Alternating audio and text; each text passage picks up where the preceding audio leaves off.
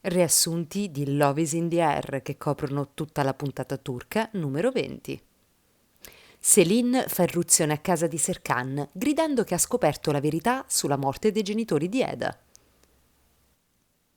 Eda, sconcertata, chiede subito spiegazioni, ma sia Serkan che Selin esitano a rispondere nonostante le sue insistenze, e Selin se ne va. Serkan, messo alle strette, le racconta che 18 anni prima l'incidente occorso ai suoi genitori era stato causato da una ditta appaltatrice che lavorava con suo padre Atekin. Eda è sconvolta e gli chiede come abbia potuto nasconderglielo. Serkan le dice che lo ha saputo da poco e che ha provato a dirglielo, ma che voleva proteggerla per non farla soffrire. Eda, fuori di sé, non sente ragioni e non accetta giustificazioni e lo lascia dicendogli che non lo riconosce più. Efe chiama la signora Semiha e le dice che la situazione in ufficio si è complicata, ma cercherà di risolvere. Aggiunge che quella persona non vorrà vederla né parlarle, ma che cercherà di risolvere tutti i problemi. Eda va da Atekin e in lacrime gli chiede che razza di persona sia per averle nascosto la verità. Lui le dice che gli dispiace tanto e che sa che non potrà mai perdonarlo. Eda allora gli chiede di raccontargli tutto. Nel frattempo arriva Serkan che li vuole raggiungere, ma Aidan lo trattiene dicendogli che Eda deve affrontare Atekin da sola e che lui non è responsabile delle azioni del padre. Atekin consegna ad Eda una cartella con tutti i documenti inerenti l'incidente e le dice che l'ha cercata a lungo per poterla aiutare, ma di non averla trovata perché aveva cambiato cognome. Eda gli risponde che le ha rubato la vita. Atekin le dice che Serkan non ne ha colpa perché a quel tempo era solo un bambino. Eda gli dice che non vuole parlare di lui e quando Atekin le dice che vuole riparare, lei gli risponde che non lo perdonerà mai e se ne va. Mentre passa per il giardino, Serkan la ferma e le dice che la ama come il primo giorno, che ama solo lei e che non voleva sconvolgerla. Eda gli risponde che l'incidente non è colpa sua, ma che la sua colpa è aver cercato di controllarla. Serkan le dice che aveva paura di perderla e che aveva cercato di dirglielo. Allora Eda gli dice che se glielo avesse detto lo avrebbe capito e avrebbero affrontato tutto insieme, ma che ora non si fida più di lui. Eda telefona alle amiche e chiede loro di partire insieme per qualche giorno e allontanarsi da tutto e tutti. Loro subito accettano per starle vicino. Eda si raccomanda di non dire alla zia che è triste. Serkan è distrutto dalla situazione, allora la madre gli dice che Eda ha bisogno di stare da sola per pensare e che deve darle tempo, che poi lo perdonerà perché lo ama. Serkan le risponde che Eda non gli crederà più. Poi Serkan ha un violento diverbio con il padre, al quale rimprovera il comportamento verso di lui e verso la madre, e poi anche quello che ha avuto nei confronti di Eda, e gli dice di andarsene da casa. Quindi Serkan va da Selin, che ha causato il tutto, e le intima di stare fuori dalla sua vita, perché tra loro ci sarà solo un rapporto di lavoro. Eda si trova in una località di mare e lei ricorda il tempo trascorso con i suoi genitori. Per fortuna è circondata dall'affetto delle amiche, alle quali dice che sta rivivendo il dolore della morte dei genitori e che sta perdendo la persona che ama. Lei sa che l'incidente non è colpa di Serkan, ma lui le ha mentito, anche se lei continua ad amarlo. Allora Melo le dice che quando c'è l'amore gli errori possono essere perdonati, ma Eda dice che non vuole più fidarsi e che deve proteggersi da lui, altrimenti non sopravviverà e che sa cosa fare. Intanto Serkan sono giorni che non esce di casa, preoccupando non solo Aidan ma anche tutti gli altri che non lo vedono andare in ufficio. Selin dice a Piril che non vuole che Serkan sia felice mentre lei soffre e se la storia con lei non ha funzionato non potrà funzionare con Eda. Eda e le amiche hanno finito la loro vacanza e Eda dice che ha ripreso le redini della sua vita, per cui da quel momento si giocherà secondo le sue regole. Poi chiama Leila dicendole che sta andando in ufficio e di dire a Serkan che deve farsi trovare lì. Quando arriva in ufficio, Eda costringe Serkan a firmare un contratto tra loro due senza leggerlo preventivamente.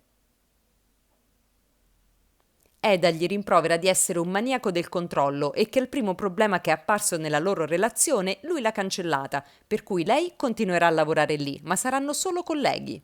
Lui le dice che è felice che lei rimanga a lavorare lì, ma lei si toglie l'anello di fidanzamento, lo appoggia sul tavolo e lo obbliga a togliersi il suo. Efe annuncia ad Eda che tornerà in Italia, dove ha questioni in sospeso, e che in sua assenza lei dovrà occuparsi di un cliente molto importante. Serkan chiede a Leila di riferirgli tutto ciò che fa Eda e con chi si vede. Lei accetta solo dopo che lui ha ammesso di esserne ancora innamorato. Selin si reca nell'ufficio di Serkan e vede sul tavolo i due anelli di fidanzamento e capisce la situazione, per cui poi chiama una giornalista e le dà in esclusiva la notizia della rottura del fidanzamento tra Serkan e Eda, ma si raccomanda di non rivelare che è lei l'informatrice. In ufficio si tiene una riunione per organizzare un evento per raccogliere fondi per l'istruzione di ragazze svantaggiate. Tutti assicurano la loro collaborazione, compresa Eda. Eda, sotto falso nome, chiede un appuntamento all'appaltatore responsabile dell'incidente che ha causato la morte dei suoi genitori. Serkan, saputo dell'appuntamento, la segue e come escono dall'edificio vengono assaltati dai giornalisti avvisati da Selin, che chiedono della rottura del fidanzamento. Eda, sotto pressione, sviene. Serkan la prende in braccio, la porta nella sua macchina e si allontana. Eda rinviene in macchina e Serkan le racconta ciò che è successo e le dice che deve risolvere il problema degli svenimenti. Lei concorda, poi Serkan le dice che l'accompagnerà dall'appaltatore Kadir perché ha rovinato anche la sua di vita e non la lascerà sola con lui. Eda protesta, ma lui dice che vuole esserci perché lei non lo ha mai lasciato solo. Eda ha un confronto molto doloroso con Kadir e lo accusa duramente di aver ucciso i suoi genitori e di averle rovinato la vita. Serkan le è sempre vicino e la supporta e lei alla fine lo ringrazia. Intanto su tutti i siti è apparsa la notizia della fine del fidanzamento tra Serkan e Eda. Serkan, molto contrariato, chiede a Selin di smentire la notizia, ma lei si rifiuta. Eda si reca con Serkan all'evento di beneficenza, dove lei deve tenere un discorso e gli chiede di non assistere. Lui accetta subito, al che Eda gli chiede se stia fingendo, ma Serkan le dice che per lei farebbe di tutto. All'evento Efe annuncia a Serkan che tornerà in Italia e che le sue azioni saranno gestite dal suo socio misterioso che presto conoscerà.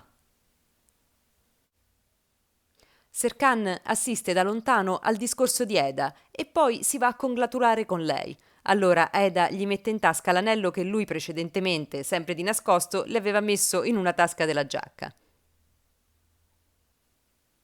Eda non ha coraggio di raccontare alla zia della scoperta sulla morte dei suoi genitori e allora, in un momento di pausa, le scrive una lettera.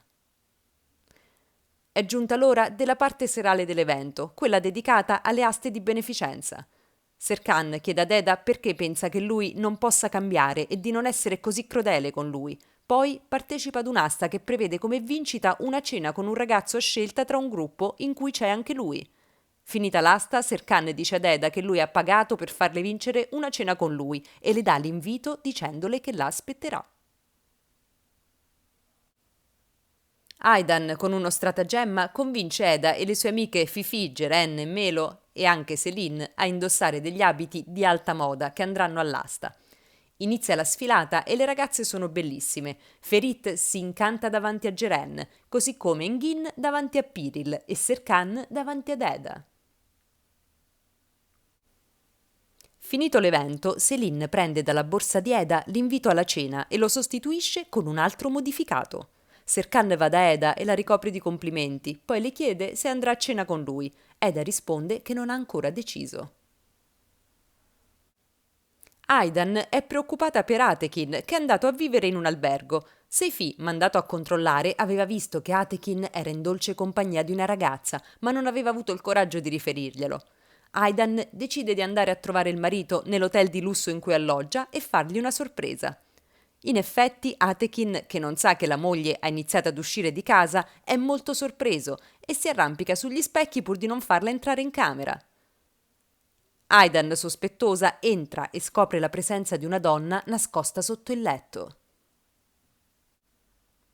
Aifer, a casa, trova la lettera che le ha scritto Eda, la legge e ne è sconvolta.